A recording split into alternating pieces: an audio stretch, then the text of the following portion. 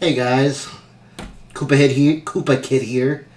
I wanted to make this video about a week ago, but my back problems I've had some back problems again, and some ear problems. So I had to deal with that first before I could make this video. But that's I think appropriate because not a lot of people know that dwarfs suffer from well, not all dwarfs, but some dwarfs suffer from hearing problems and such. So more you know. But I'm here to answer the questions that I've been asked on the internet, on Reddit, on YouTube, on wherever I was able to ask them.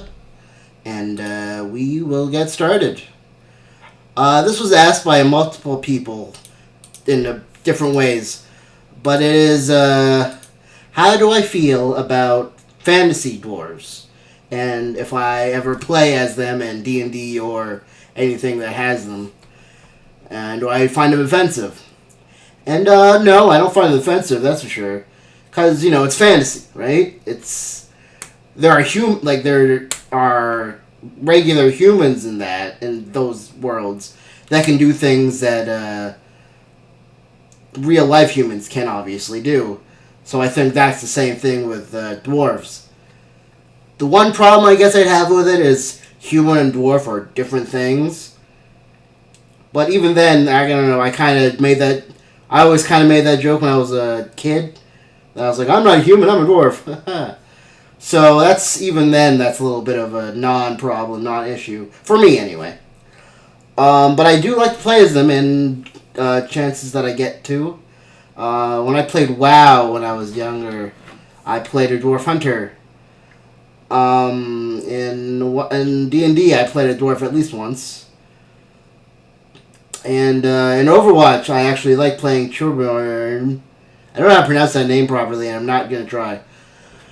But that was probably the best example, I think, because because when you play as Overwatch, it's in first person. And when you play as a regular character, they're either taller or, some of them are huge. And you get to actually see the height difference. So when you play as Torbjorn, you can actually see how it's like to see through the eyes of a short person. And I really like that, because when I played it, I was like, oh, that's how I see a table, too. That's kind of cool. So I thought that was really... And just him in the lore as just like a regular... I mean, okay, regular as in the terms of Overwatch, but he's not, separate from... he's not a different species as is in, other fantasy. The one issue I do have with... fantasy dwarves is that they grow beards. And I'm going to tell you this right now. I didn't shave for this video. To show you. This is about 2 months of not shaving. And this is all I got. So, all fantasy dwarves have these gigantic beards. No, that's maybe some, but I've never seen them. And definitely not me. So, there's one question down. A lot of people ask that. So, I hope it's okay for me to just generalize that. Do you ever get called a midget? If so, how does it feel? It depends how it's said. If it's said maliciously, oh, you're just a midget. No one hits me, but, if it's said with an intent to insult, then that's just, offensive. But if it's said in an incorrect way, as in, if somebody I know or a friend of mine accidentally refers to me as, oh, my friend Colin, he's a midget, that's incorrect, but not offensive. Because a midget, as far as I know, is a different type of thing than dwarfism. A dwarf has shorter arms and legs, a regular-sized body, and a larger head. A midget is just evenly proportioned, but smaller. So, when someone calls me a midget incorrectly, I don't find it offensive. If they do it, as an insult, then yeah, it's obviously offensive, but you can say that about any word. But I don't hate the word. I think it's just, people have, misinformation about it, which is another reason why I'm making these videos. Because I think it's important. Because I feel bad for actual midgets when other dwarfs or other little people deem that word bad, but that's not a bad word. That's just them. And in relation to that, somebody asked if dwarf is a better substitute, which is a weird thing to ask because I've never known dwarf to be a substitute for anything. I've actually found little person to be the substitute, and I actually don't really care for that term because there's a lot of little people. A 5-year-old is a little person technically, but dwarf is something more specific that I think resonates with me more. And it's just kind of weird that that's what I've been called my entire life and what a lot of doctors and such have said about me. And now other people are saying that's the wrong word, that aren't dwarfs either. So I just find it strange. And so, yeah, I'm a dwarf. I'm calling the dwarf, not just the dwarf, but, next question. Is finding clothes that fit difficult? Yes. Very. Almost every piece of clothing I buy needs to be either too big, and it just looks bigger on me, or I have to get them hemmed. Shirts seem to be fine because, like I said before, I have a regular sized torso, so that seems to not matter as much. But pants are the worst. Because I got a big booty, but my legs aren't that big, tall, long. So it's like really hard to find pants. I just have to often wear shorts that, substitute as pants because they're shorts, and usually have a stretchier waistline that I can fit through. But pants I usually have to get hemmed myself. And not only is it hard, it is expensive. It's like $20 per piece of clothing usually, at best, to get hemmed. And that's sometimes more than the pants or the clothes that I buy. Yeah. I was lucky to find work pants for my work. I was at Valley Village, I think, and I found women's pants that fit, that had an elastic waistband that fit right. Just had to get in a little hemmed. But that was the easiest I've ever had in 29 years of existence. Somebody randomly asked, how do you think someone can give birth in zero gravity? The same way people give birth on Earth? Maybe they have to strap them down, I don't know. But thank you for the question, do you feel people treat you differently because of your dwarfism? Yes. 100%. But that is not to say necessarily a bad thing. If somebody... Because I have to be treated differently. I can't do things that an average-heighted person could do. So, therefore, you have to treat me differently. It's sort of the name of the game. So in that way, I don't mind, even. Because, if somebody has to slow down when I'm walking to keep up with me, that's treating me differently because they're walking at a different pace, but they're doing it in a place of respect. So that I think is good, and that sort of treating me differently is alright. But, there are some people that stare, that make fun of you. The staring I don't mind as much as I used to because they're just curious about things, and that's another reason why I think this kind of video is important. But, yeah, people do treat me differently. But not all the time. And I think that's... my friends don't treat me any different, they're my friends, so they tend to, if I need help with something, yeah, then they help me, but they treat me like one of the guys or such. So, But strangers definitely do treat me differently, and it's sometimes not good.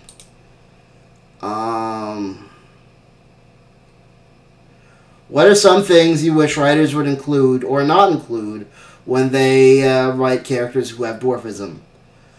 That's a good question. I think they should just include them more. Have more representation that way. I think would be good.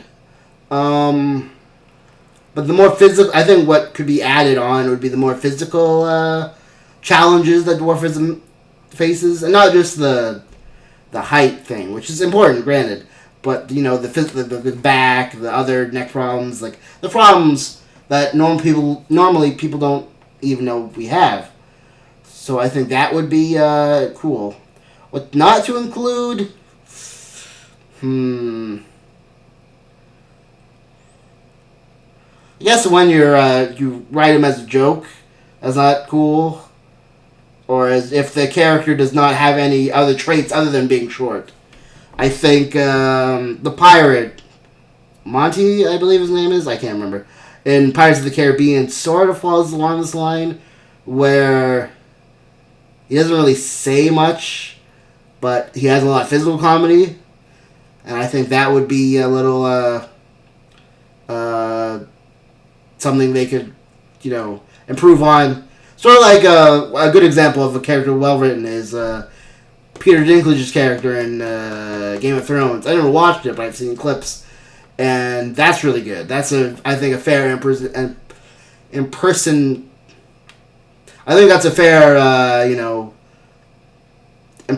on dwarves where he has to face challenges that normal people don't in his unique way. I think that's cool. Again, never watched Game of Thrones, but, that's a good representation, and that is how I think it should be more written. But you can write it in a way that still is funny.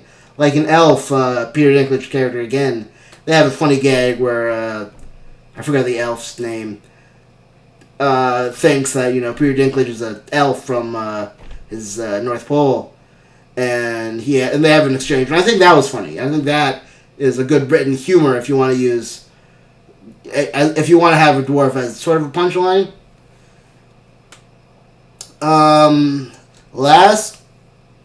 Second last question. What are some barriers you face as someone with dwarfism? On the flip side, what are some benefits you face? Well, I said the question then immediately. Like I said, walking and getting around is really hard because I can't drive a car yet because that's a very expensive process to get it. Not only to get the car modified for me, but then to get the license to drive said modified car. That's very expensive. So getting around, I think, is the hardest. I walk slower than normal people because I take I take twice as many steps to get to the same place as somebody of average height, right? So that's hard. And plus just the endurance I don't have as much, especially now. But even then, it's harder for me to walk long distances and keep up that way. So I think that's the biggest barrier, is the physical, and I can't do a lot of physical things. I can't climb or, somersault or anything like that. So I don't expect any of those kind of videos anytime soon. But I think, oddly enough, some of the weirdest physical barriers, and this is just me as a nerd, but when characters in fiction and such have a pose, it's really hard for me to imitate that pose. Because, proportionally, we're not matched up. Even something as simple as Lucius pose in Code Geass, where he does, this. I can't do that as well, because my hand is small and it doesn't cover my face as well as his. So that's maybe a personal barrier that I have that is kind of geeky and nerdy and weeby, but I think sometimes it kind of, when you want to do something that you enjoy and copy it, and that you can't do an exact copy of that, pose or whatever, that kind of hurts and kind of is frustrating. But benefits, I find that I've seen the world, differently than most people. I've seen a lot of struggles. Not to say that an average-heighted person or an able-bodied person doesn't have struggles. That's definitely not true. But I've seen different struggles that I find unique to me. And how I've overcome them and incorporated them in my life, I think, has given me a bit more character. That sounds pretentious, but it's given me, experience I don't think other people have. And And also, you kind of find who your real friends are, you know, when you're this height, because, you know, you have people that see past the dwarfism and, you know, treat you as equal as such, and or treat you as equal as they can, you know, physical limitations and all that. But so I think that is a nice trait to have. And also, even for this channel, I'm not gonna lie, if I make the same videos as an average, as a few, like the average person does, you might notice mine more because I'm more unique. I also do that for, you know, some jobs that I've applied for. That I, you know, am a affirmative action, you know. You gotta use the tools that you're given, and I think that's not a wrong thing to do, because it's hard for me to get by in life normally, so I have to use that as much as I can. And last question. Do you find people stereotype you? And if so, could you set the record straight? First of all, Johnny Side Up, check out her channel. Good friend of mine. Second, to answer that though, sort of to go back as how little people and dwarves are portrayed in fiction. When the stereotype we're used as a punchline, that's kind of not good, because, you know, we're more than that. We're more than just a joke. But sometimes they're not portrayed as being smart either. That's definitely not, that's definitely not true. So those, I think, are two big stereotypes I've seen in, like, movies and such. But, other than that, I don't think we're stereotyped as much, because we're not really in media as much as we once were. Yeah. I guess I guess this goes back to we're bookending this video. I said fantasy dwarves. They're kind of, another thing I just remembered is they're kind of, like, not the most hygienic, or often, you know, kind of gross when they eat and just how they are. And I think that is not true, obviously, because I smell pretty good, I like to think. So I think that as a stereotype of we're not, you know, hygienic, and, you know, have the long, unkept beards is a stereotype that, you know, does not is true. There you go. Like I said, don't judge a dwarf by its cover. But I believe that are all my questions. Thanks a lot for asking them. I think it's important to ask. And if you have any more questions, maybe I'll do another video. Please, you know, gotta end it at YouTubery. Please like, favorite, subscribe, ring the bell, do all that jazz. And as always, stay punny.